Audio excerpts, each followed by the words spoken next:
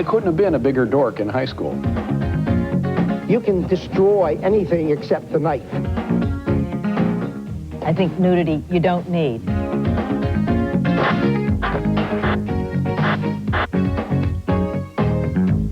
From E! Entertainment Television, stay very far away. It is the award-winning Talk Soup back on the air.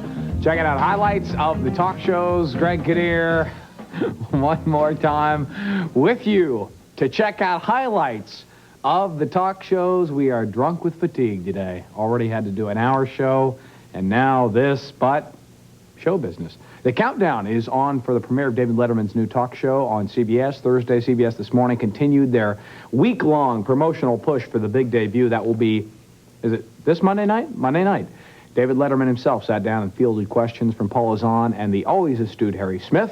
Harry wondered if David's old NBC fans will accept his new CBS format, and given the fact that they've said the show's not going to change, it was a perplexing question indeed. Take a look. Do you worry that the people who got late night will get whatever you're going to do an hour earlier? Well, let me tell you something, Harry. I was there for 12 years, and I still don't get it. So I don't think that's a problem. There's not much there to get.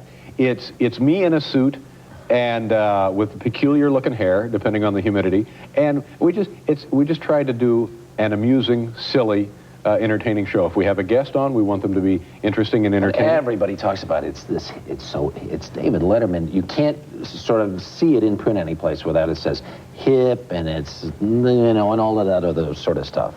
So are you concerned? Are you feeling pressure? No, I'm not feeling pressure. Please try to restrain yourself, Harry. Maybe just a little too much enthusiasm in that question. Been watching Mike Wallace. No, first of all, I never thought of myself as being hip. I mean, in high school, not that I'm not now, I couldn't have been a bigger dork in high school. And look at me now. I really haven't grown out of it that much, Harry. So I never considered myself to be hip. Even if you want to apply that, and I'm not saying it ever applied, I don't think that automatically eliminates everybody who owns a television set. So I'm not worried. I think a lot of the questions about this program will be answered early on. Yes, indeed. Other changes in store for the show. Paul Schaefer's band will now be called the CBS Orchestra, and Larry Bud Melman will now be referred to, because of some legal dealings here, Calvin DeForest. Okay.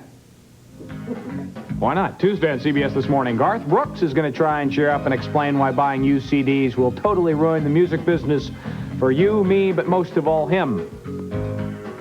Right now, we'd like to direct your attention to the verbal sparring match on Thursday's Jenny Jones. In the right corner was Mary Ellen, an admitted spoiled brat weighing in with a superiority complex and a tendency to criticize her friends. And the challenger here will be her own sister Ruby, who admits to beating up Mary Ellen when they were children, but only when she really deserved a good whopping. Let's join the action ringside as the sisters discuss Mary Ellen's snobby attitude. She can't have a reasonable job. She can't wear reasonable clothes. She always has to look like she's on the upper side of town. What's wrong with wanting to have better things and to better yourself? If that's the way you want to be, why have a snotty attitude with everybody that's not in your class? So it's not the clothing thing, it's the attitude thing that bothers you. Yeah, she has a prissy, snotty an attitude. Well, I have friends that we grew up in a pretty bad neighborhood, and all my friends, are lower than I am, which, the only reason I say that is that I'm the only one out of my whole class that I went to school with that graduated, that doesn't have a kid. Because you gave yours up for adoption, right? Right. To make myself better. To make she gave her child up for adoption so she could have a better life for herself. And for my child, so I wouldn't have to live the way that my child would have to be brought up the way I was brought up.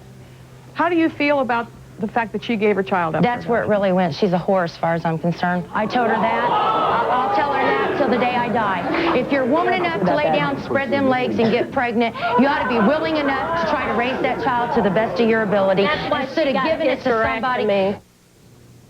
Ah, yes. The miracle of childbirth summarized with the enchanting words, if you're woman enough to lie down, spread them legs, and get pregnant, The snobby sister on the show went on to say that her other sister wears tattoos and, quote, only scum wear tattoos. Let's move on. Tuesday, Jenny Jones meets people who were abandoned by their spouses when they needed them most. One man was dumped by his wife after he was crippled in a serious car accident. Abandoned spouses Tuesday. Well, they hawk everything.